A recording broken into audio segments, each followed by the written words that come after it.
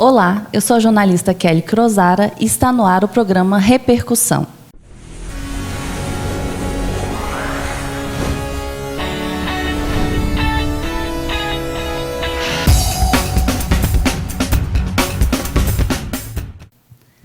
Boa tarde. Hoje vamos falar sobre um assunto pertinente a jovens e adolescentes.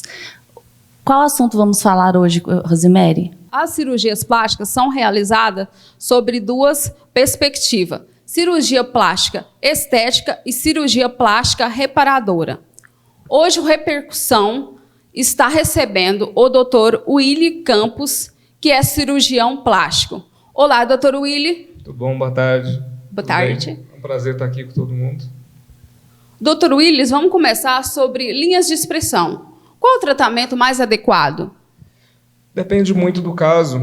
Em alguns casos a gente pode fazer algum preenchimento, né? Mas o mais comum para tratar, e hoje é muito comum a prevenção também, é o tratamento com a toxina botulínica, né? Então, a gente faz a injeção da toxina para diminuir a ação do músculo e assim a gente trata a linha de expressão, que é chamada ruga, né? Então hoje basicamente o tratamento é esse, tanto com toxina botulínica quanto com preenchimento, e em alguns casos é necessário realizar a ritidoplastia, que é a cirurgia no rosto, que é a cirurgia facial. Certo. Doutor, existe uma cirurgia plástica inovadora agora que fala sobre uma harmonização. O senhor faz isso na sua clínica? Sim, basicamente todo procedimento cirúrgico, né, ele é uma harmonização. Quando a gente faz um procedimento, seja uma pálpebra, seja uma rinoplastia, é tornar essa parte do corpo harmônica com relação, né, às demais partes do rosto. Quando a gente fala de harmonização, e tem se falado muito, né, acaba virando como se fosse uma modinha, né? Eu falo que isso é mais a reinvenção da roda, porque isso sempre existiu e sempre vai existir. Tá certo? Então, a gente fala de harmonização da face hoje.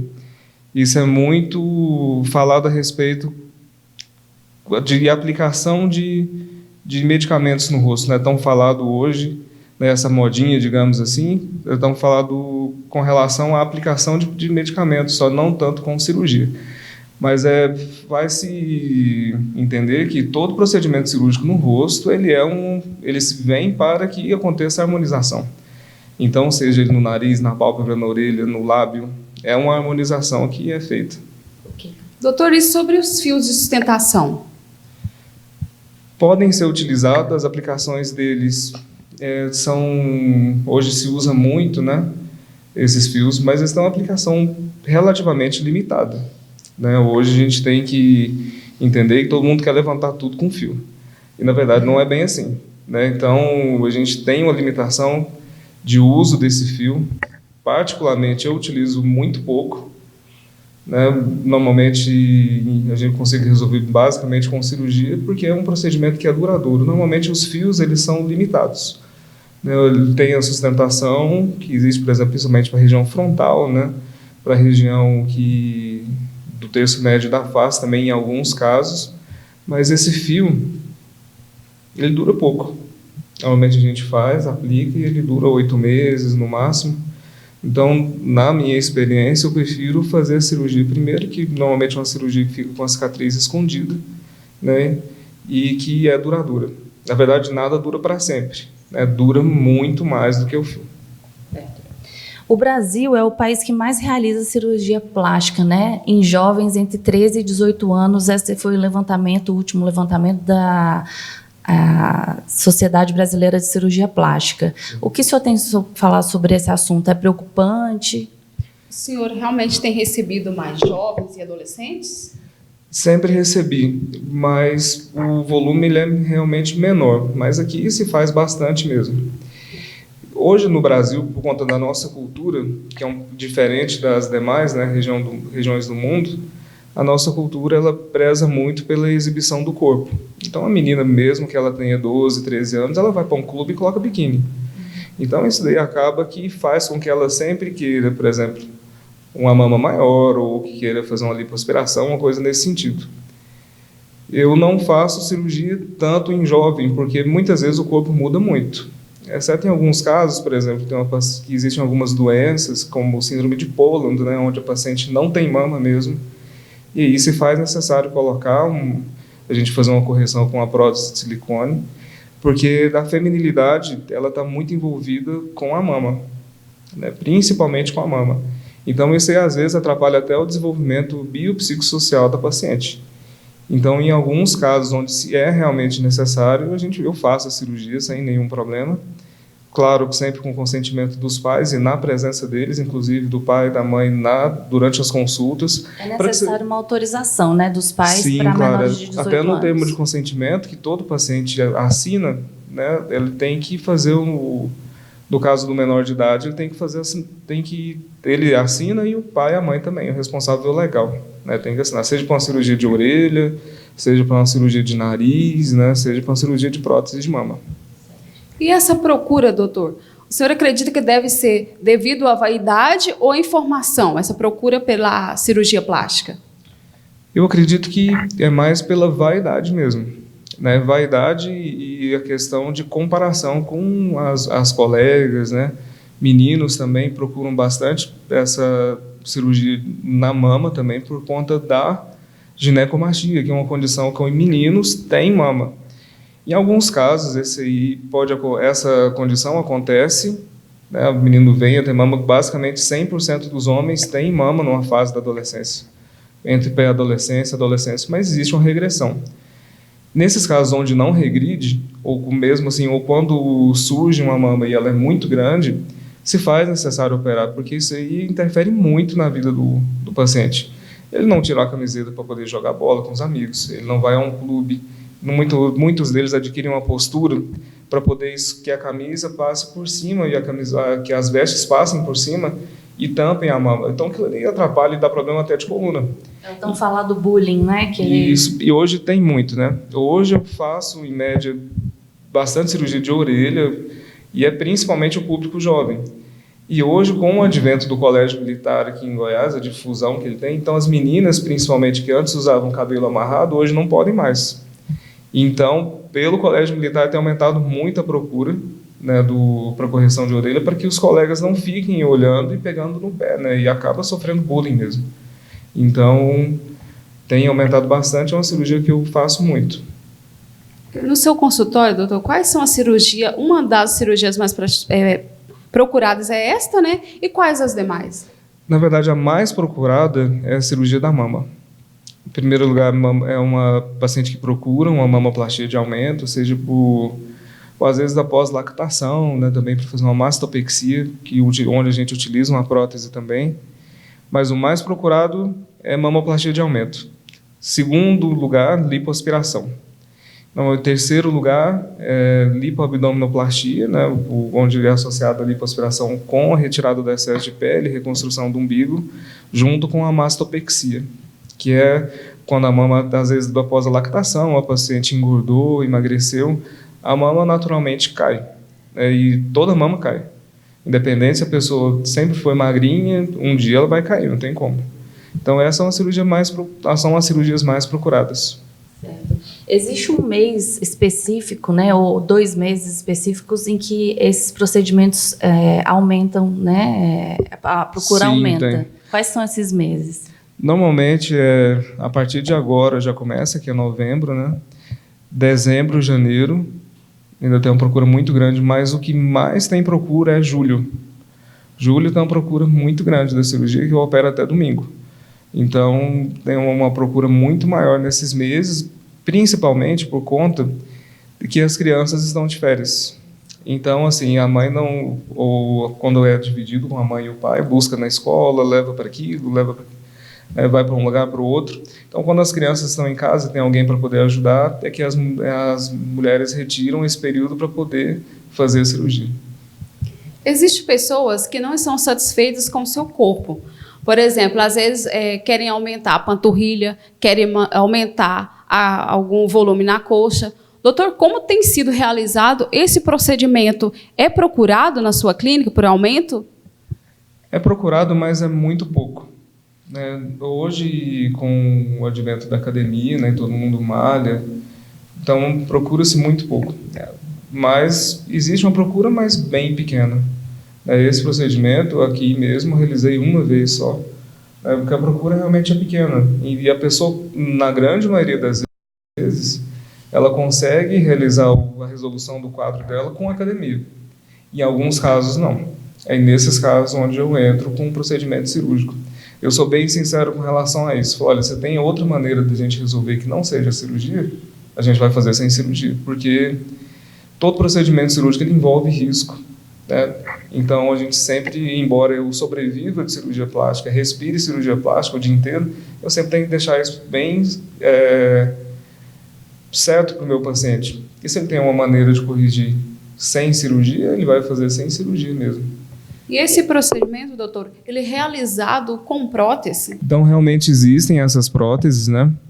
Normalmente são próteses de textura lisa, que são diferentes dessa daqui. Essa aqui a gente pode ver que ela tem uma textura mais rugosa, né? Esse aqui é só um exemplo, né? Mas existem próteses lisas, tem uma prótese que é um pouquinho, que tem uma granulação superficial para aderir, e essa daqui que é uma das mais porosas, né? Essas grudam mais no tecido.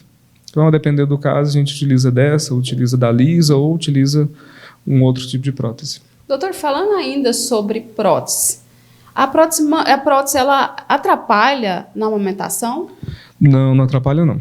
Quando a gente coloca uma prótese dessa mesmo, por exemplo, ela ou fica, essa daqui não pode ser colocada por baixo do músculo, esse tipo de modelo, né? Mas ou ela fica embaixo do músculo peitoral, no caso, falando de prótese mamária, né? Ela fica por baixo do músculo peitoral ou por baixo da glândula. Não tem interferência nenhuma com a glândula, ela fica embaixo dela. Então, a paciente pode colocar prótese hoje e amamentar normalmente no futuro, sem problema nenhum. Quais os conselhos que o senhor daria aos jovens e adolescentes de hoje em dia para fazer a cirurgia plástica ou para deixar de fazer essa cirurgia plástica? Olha, normalmente, quando a pessoa procura o consultório para realizar algum procedimento cirúrgico, ela se sente em desequilíbrio, né? Então, a gente tem que avaliar se realmente aquele desequilíbrio ele existe mesmo. Porque muitas vezes pode ser só um quadro psicológico. Às vezes a pessoa cisma, vamos dar um exemplo, cismou que a orelha é aberta, né? Mas todo mundo tem a orelha um pouquinho abertinha, é normal, não tem problema nenhum, isso aí é da natureza. Então, se ela tem esse desequilíbrio interno, a gente tem que ver se esse desequilíbrio ele é externo também. Muitas vezes é uma coisa só da cabeça mesmo. Então, eu não desaconselharia e nem aconselharia, né? Tudo depende do caso. Então, depende de avaliação médica mesmo, né? Muitas vezes eu recebo mensagem do celular o dia inteiro mostrando foto. Não dá para fazer um atendimento por foto. Tem que ser consulta. A gente tem que consultar, uma consulta que demora mais ou menos aí de 45 minutos a 1 hora, para poder entender o que o paciente tem e o que ele busca, né? E qual que é, muitas vezes, a expectativa.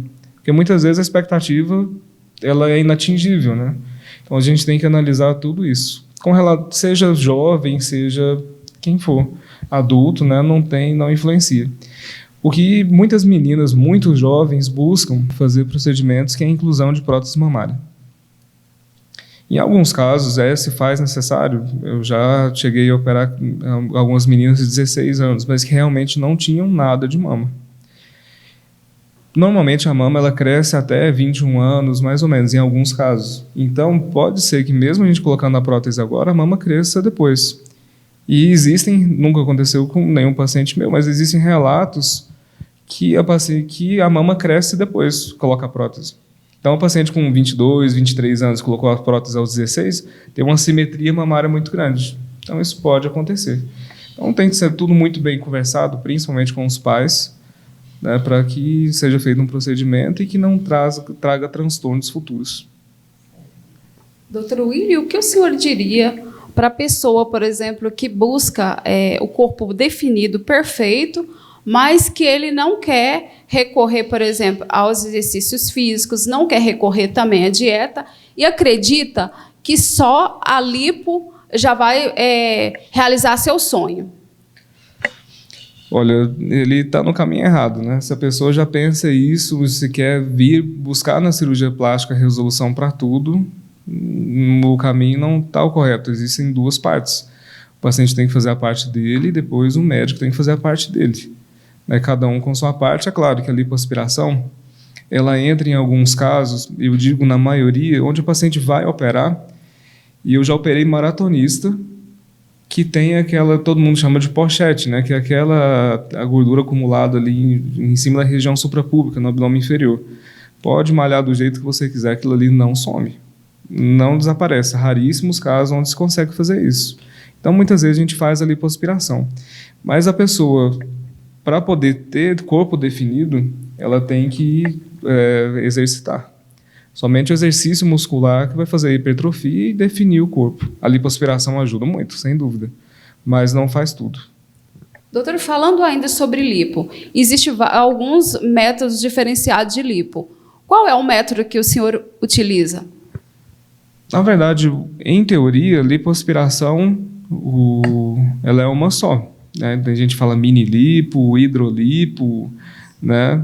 É uma coisa só, não muda nada. São a lipo pequenininha e tem a lipo que é maior. Né? Quando a gente fala de hidrolipo, né, que o pessoal fala, que eu ouço falar, na verdade toda lipoaspiração ela é feita com injeção de líquido na gordura, que é uma solução fisiológica, né, junto com adrenalina, lidocaína e outros produtos que a gente injeta antes de começar a lipoaspiração. Mas toda lipoaspiração tem que ter isso. 100%. Então, 100% das lipos são hidrolipo. Então, todo mundo tem que fazer isso. Essa é uma técnica que é utilizada para diminuir risco. Porque a gente diminui risco de embolia gordurosa quando a gente faz a injeção dessa solução. Então, aí a gente tem técnica úmida, superúmida, tumescente.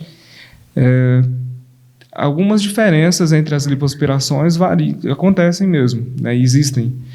Que é, por exemplo, eu utilizo o aparelho, que é o Vibrolipo, que auxilia muito na cirurgia, mas boa parte dos cirurgiões plásticos também tem, né? Eu acredito que tenham. E eu faço uma técnica chamada Safe Lipo, que muita gente, às vezes, vocês já devem ter visto, algumas pessoas que andam às vezes na praia, parece que fez lipoaspiração e a barriga está cheia de celulite. Né? Esse aparelho ele vem para resolver isso. Na verdade, ele diminui a intensidade dessas alterações, que são as retrações de pele no abdômen ou em qualquer outra parte do corpo onde é feita a cirurgia. Então, é uma técnica bastante difundida do mundo inteiro. Eu acabei adquirindo o aparelho para poder fazer e tem um resultado muito bom. O resultado realmente fica muito bom. Depois da lipo, é aconselhável a pessoa ir numa clínica estética para fazer algum tipo de procedimento? Sem dúvida. Olha, e depois que fez a lipoaspiração, eu indico para as minhas pacientes, ou no dia seguinte já, normalmente às vezes não tolera tanto, porque às vezes estão sob o efeito de alguns medicamentos do hospital ainda, né? Mas normalmente 2 dias após a lipoaspiração já se iniciam as drenagens linfáticas, e isso auxilia muito. Auxilia muito do ponto de vista da recuperação, né? Auxilia a inibir as retrações que acontecem na pele após a lipoaspiração, auxilia muito e melhora muito mesmo.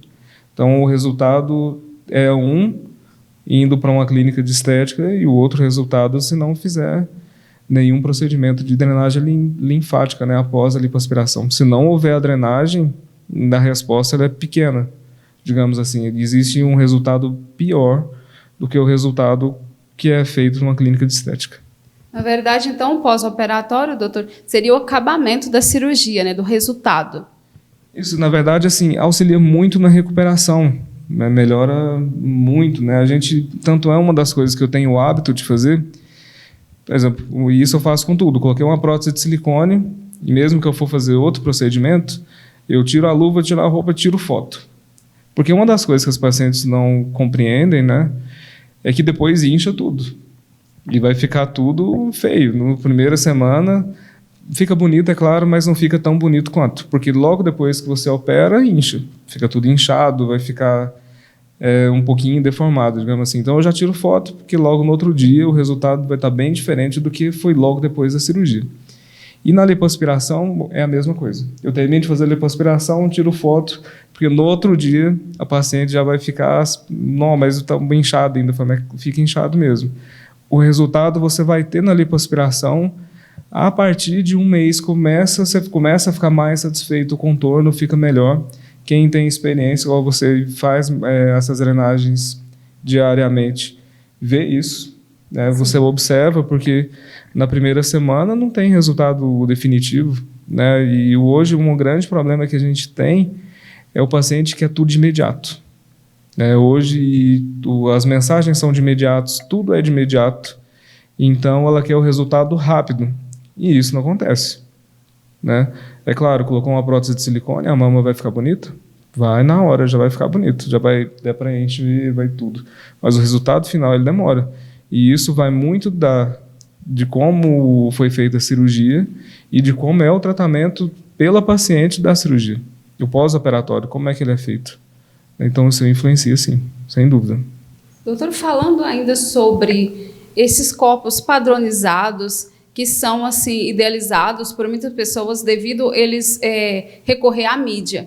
O que o senhor tem a dizer sobre esse padrão estético? Na verdade, eu sempre falo para as pacientes o seguinte: olha, você tem o seu corpo, você tem a sua beleza, né? Nenhuma mama vai ficar igual à sua. Você não vai ficar com a mama da Aline Riscado, igual chegam lá pedindo consultório, falando, eu queria a mama parecida com a da Aline Riscado. Olha, pode ficar parecido, mas igual nunca. Porque você tem a sua mama e ela tem a mama dela. Então, igualzinho, não tem jeito não tem como. Então, eu quero a mama da Sabrina Satos, olha aqui, mostra foto, e eu recebo foto dessas artistas, eu tenho até um monte já repetido no celular, porque as pacientes mandam, né, e eu já deixo bem claro que essas padronizações são, de certa forma, ruins, porque a pessoa acaba esquecendo da própria beleza que ela tem, né, e buscando uma coisa que ela vê na televisão, mas nem sabe o que está por baixo ali.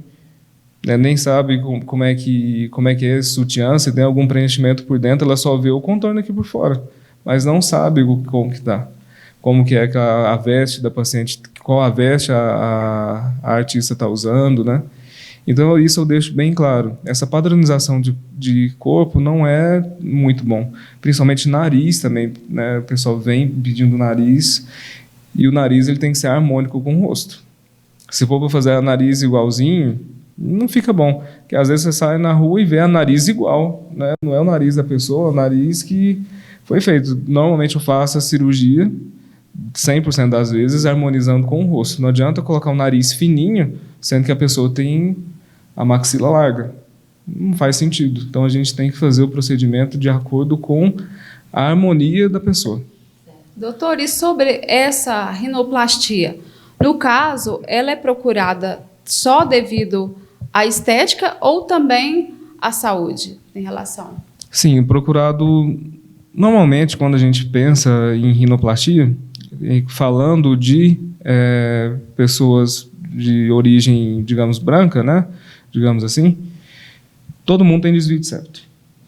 Então, assim, às vezes alguém tem um desvio, mas que não causa nenhum prejuízo, então não se faz necessária a correção. Mas 100% das pessoas têm? Não. Das pessoas brancas, em torno de 80%. Tem desvio de septo. É muita gente, mas às vezes não precisa operar o septo, porque ele não causa transtorno respiratório, então não precisa fazer. Então, mas muita gente procura relacionado à obstrução nasal unilateral, né? Basicamente por conta do desvio de septo e correção da asa do nariz, correção da giba óssea, né? Que é uma coisa que é bem procurada. Então, procura-se basicamente por duas coisas, né? Basicamente, normalmente associadas. Voltando um pouquinho no assunto, jovens e adultos mesmo precisam de um acompanhamento psicológico, né, antes do procedimento. Isso existe ou... Em alguns procedimentos, sim. Por exemplo, eu também faço o procedimento de mudança de sexo. E esses pacientes têm que acompanhar 2 anos antes. Ficar acompanhando o tempo, com liberação, inclusive, né, por parte da psiquiatria, da psicologia, acompanhamento. Esse acompanhamento existe. Mas assim, quando a gente fala de acompanhamento psicológico pré-cirúrgico, ele não se faz tão necessário, exceto em alguns casos, né, como eu te disse. Mas muitas vezes a pessoa tem digamos assim, uma deformidade no corpo que faz com que ela tenha um transtorno e ela já busca um atendimento psicológico antes, né, de fazer o procedimento, porque às vezes no momento não tem condição ou uma coisa ou coisa parecida. Normalmente não, viu? Geralmente esse acompanhamento psicológico mais é dado quando faz a reparadora, né, doutor? Às vezes sim, né? Normalmente quando a pessoa tem, por exemplo, e isso já é dado, né? Quando a pessoa vai fazer uma mastectomia por câncer de mama. Normalmente, dentro da equipe de mastologia e de cirurgia plástica que faz a reparação, já existe o psicólogo para dar o apoio, né? Como eu disse, a feminilidade ela é envolvida com a mama, né? E isso afeta muito a mulher. Então, ela faz o acompanhamento, sim. Mas, normalmente, por exemplo, todos os pacientes da cirurgia plástica são acompanhados por psicólogo? Não. Às vezes, por exemplo, se a gente nota na consulta, por isso que a consulta é demorada, se a paciente tem algum transtorno, né, alguma coisa, não, digamos assim, não um transtorno, mas às vezes tem a defeito, digamos que o defeito que ela apresenta, né, ou a deformidade que ela apresenta, causa um transtorno psicológico, aí sim. Mas tem gente que vai ao consultório que não tem nenhuma deformidade e vai por uma coisa que existe um transtorno dismórfico corporal. Às vezes ela é magrinha, olha no espelho e se vê obesa. Aí sim, mas nesse caso não é indicado cirurgia. Eu tenho uma curiosidade, na verdade, que eu acho que até os telespectadores também teriam. Essa cirurgia que se faz no peitoral do homem e também na panturrilha, é aconselhado ele falar para o professor da academia que ele fez esse tipo de cirurgia e o acompanhamento que ele deve ter é diferenciado? Normalmente, sim. Né, você tem que avisar o instrutor, tanto é que o profissional da educação física ele tem que saber de tudo da pessoa. Cirurgias prévias, né, se tem alguma doença e se tem prótese. Isso não vai atrapalhar o paciente de maneira nenhuma a fazer o exercício. Mas muitas vezes, se ele hipertrofiar aquela região onde já existe a prótese, pode causar uma certa deformidade. Então é um músculo que ele vai malhar um pouco menos. Quais os procedimentos realizados na sua clínica? Na verdade, na clínica eu não faço nenhum. Lá no hospital, né? Na verdade, o meu consultório, ele fica no Ânima, eu atendo aqui no hospital. Eu faço as cirurgias no Ânima e no Hospital de Queimaduras. No consultório mesmo, a gente faz alguns procedimentos pequenos, digamos assim, como toxina botulínica, o botox, preenchimentos pequenos. O restante é tudo em centro cirúrgico. Certo. E o senhor também faz procedimentos em outras cidades, né? Quais seriam essas? Sim, eu atendo em Pirinópolis, né? Atendo na Clínica Santana, atendo também no Hospital Público em Pirinópolis, onde eu opero, faço algumas cirurgias pelo SUS, né? Cirurgias plásticas. Atendo também em Goiânia, na Clínica Bem Viver, e opero no Hospital São Lucas também, em Goiânia. Agradecemos principalmente o Dr. Willy por ter comparecido e ter contribuído muito conosco. Obrigada, Dr. Willy. Imagina, eu que agradeço muito pela presença de vocês e pelo convite, né? Agradeço bastante. A gente tem que sempre elucidar a respeito da cirurgia plástica.